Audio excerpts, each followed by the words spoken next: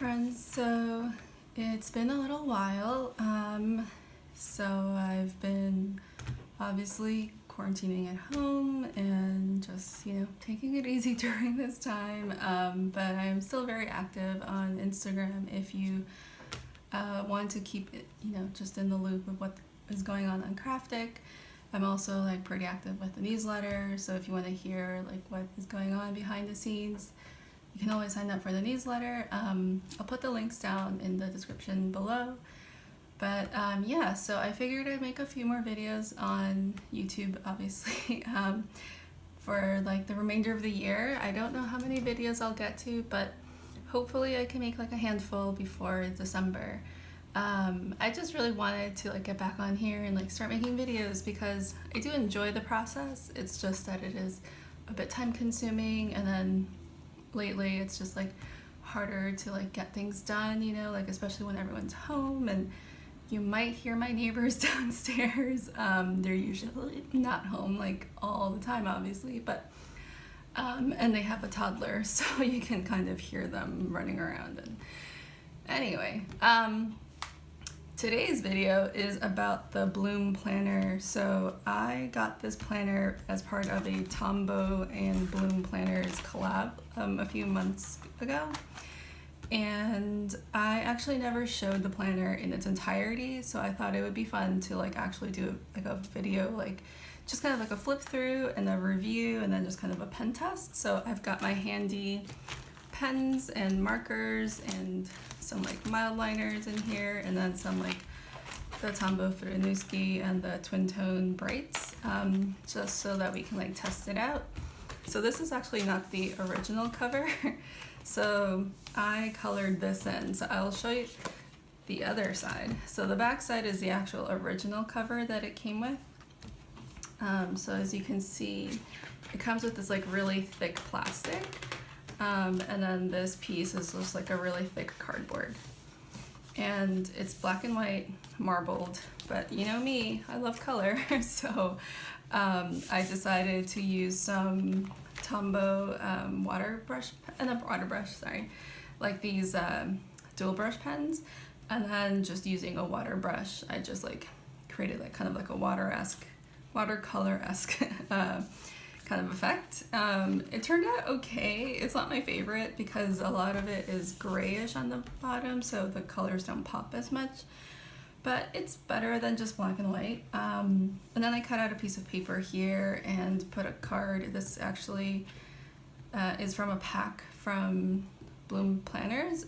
So they have these little cards that you can give out to people, and you can put them in your Happy Mail or whatever. They're just with cute little quotes and motivational little things to be hey, you're doing great, telling your friends. And I thought it was kind of funny because when I ordered it, I was oh, this is a little too positive.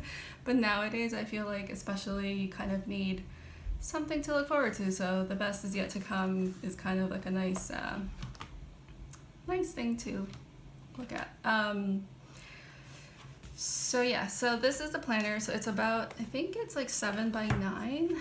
I will look it up on their website to make sure. And it obviously, so it comes with this plastic cover, and it has this coil. So it is the full coil bound. It's not the oil, what is it called? Not oil, whatever it is, O-ring binder. It's not that, it's the actual full ring, full spiral. So it will not be coming out. And I like the size. It's it's not too big.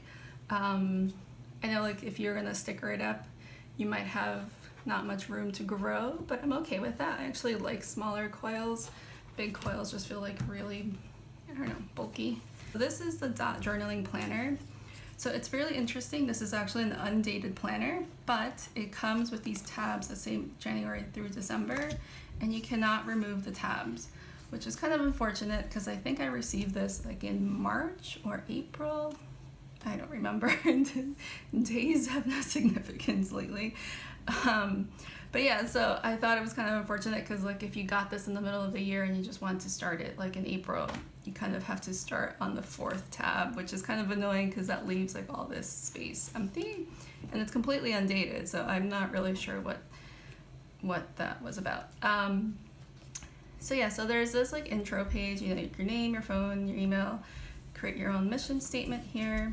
They do have a bunch of free printables and downloads that if you wanted, so you can go to their website.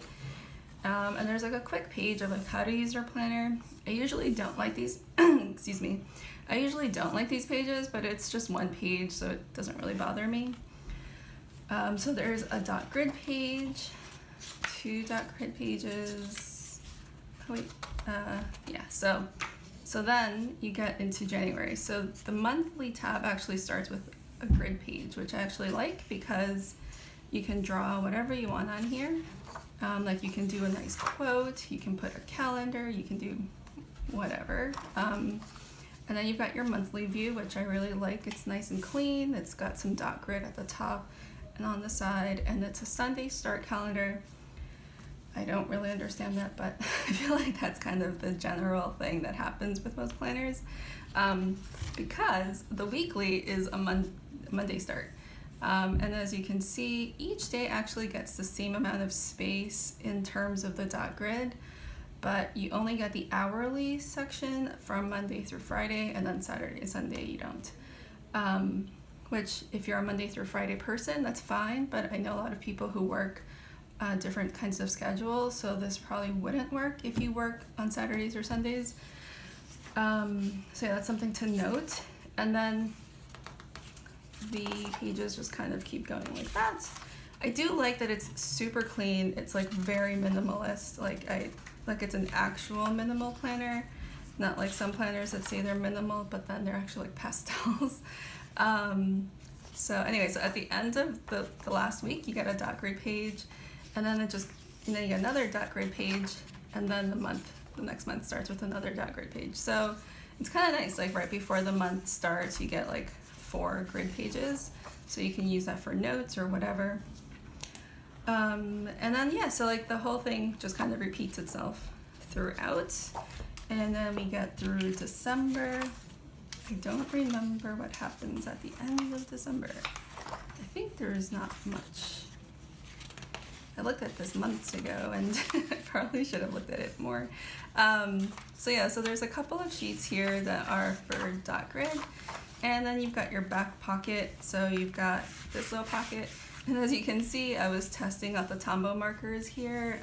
So there's like a little bit of color, which is fine. And then this is just like a regular cover, but yeah, this is just like the one pocket.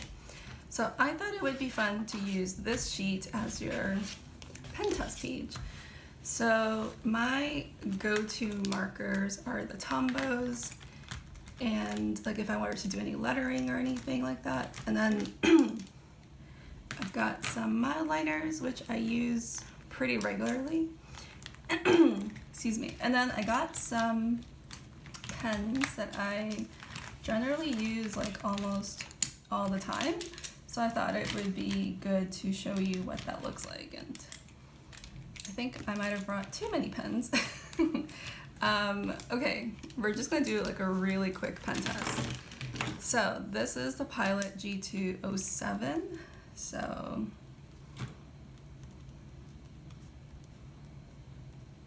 I'm not a super heavy-handed writer, so take that as you will. This is the Pilot Juice Up, which is actually my favorite pen, and this is in the 04, so it's really fine and it's really nice. This is the Muji 05. So I should note that these are gel pens. This is the Pilot, pretty sure this is Pilot, Precise V5. And I think this is technically a gel pen, but don't quote me on that. And this is the Muji Hexagon. I actually don't know if there's a name for it. And it is the .25. This pen is actually going out of, it's going to be discontinued, which is unfortunate because it's super fine and it's really nice for writing. So we've got the Tombow mono drawing pens, which are really nice if you like your fine liners. And I have one ballpoint pen, which I actually still use. This is the Poppin, which it actually feels really nice and it writes really smoothly, so I'm a fan.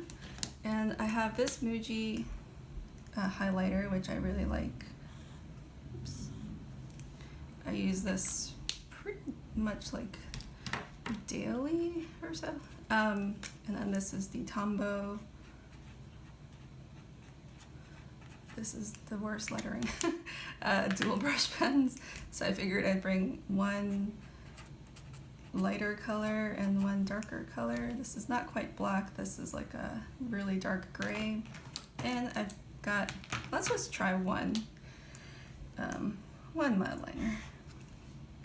Actually, I wanted to show the really light one because this is the one that I use the most and I feel like it's really juicy. All right, moment of truth. Oh wow.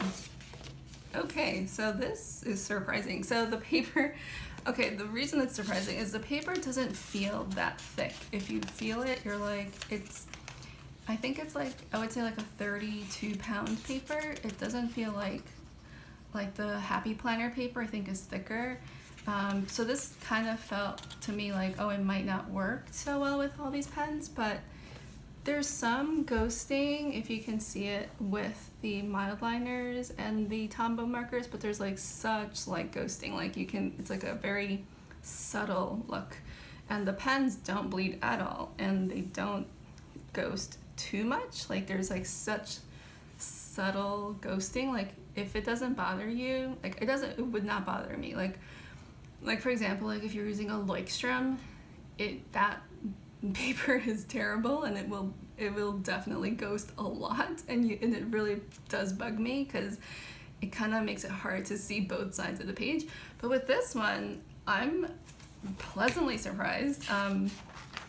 Yeah, so there you go. So I'm really excited. Oh, and I did want to try these Suki. I never know how to say this. It's a hard word. Let's try this really quickly. These I think might, let's just say Fuden, because don't have time to write the whole word. And the brights tend to be very, very juicy.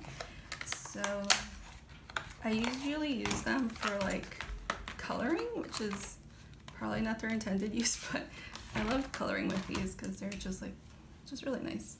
Oh yeah, so let's see, these are the brights. And I will do the other side, the thick side. And color my finger as well.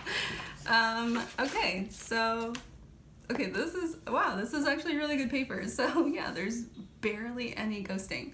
I hope you guys can see this. Like it's really hard for me to tell right now under the viewfinder thing.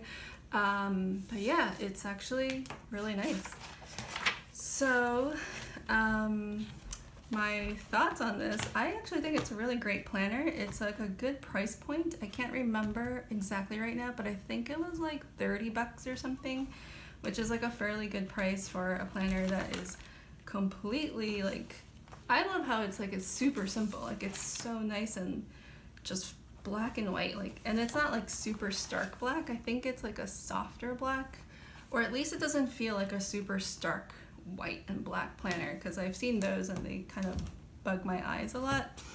Like I'm the type of person who actually likes off-white paper most of the time, but this one actually feels really nice. And I think I'll be using this as like the Craftic business planner next year to like, because I like this like big monthly view, so you can do a lot of like content planning here and just kind of writing like larger tasks and that kind of thing here.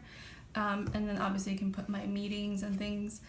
I know we're still like in September of 2020 and it's a little early to start thinking about 2021 planners, but I mean, is it really? Because I feel like I've been thinking about my next year's planners like in May. So I guess it's like that itching to like start a new year and kind of see where 2021 takes us, hopefully somewhere better. So yeah, so thank you for watching. if you like this planner, please use my affiliate link down below. I believe you get 10% off on your order if you use it, and I do get like a tiny bit of like a affiliate fee, so I mean like a little payment on me, but like for me, but like it does not affect you at all, but you do get 10% off your purchase. And I think they make really cute products like this planner, these little cards. They also have these like little notebooks that are super adorable, and like they're like sorry, they're like the 3.5 by 5 notebooks that you can just kind of pop into your purse. I just find those really handy for everything, and their designs are really pretty. It's an all women owned company from what I understand.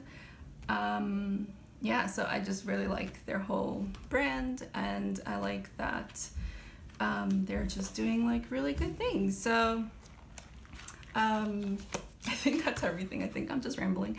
So thank you for watching, and please like the video if you liked it. Please subscribe, and I will see you in the next one. Bye.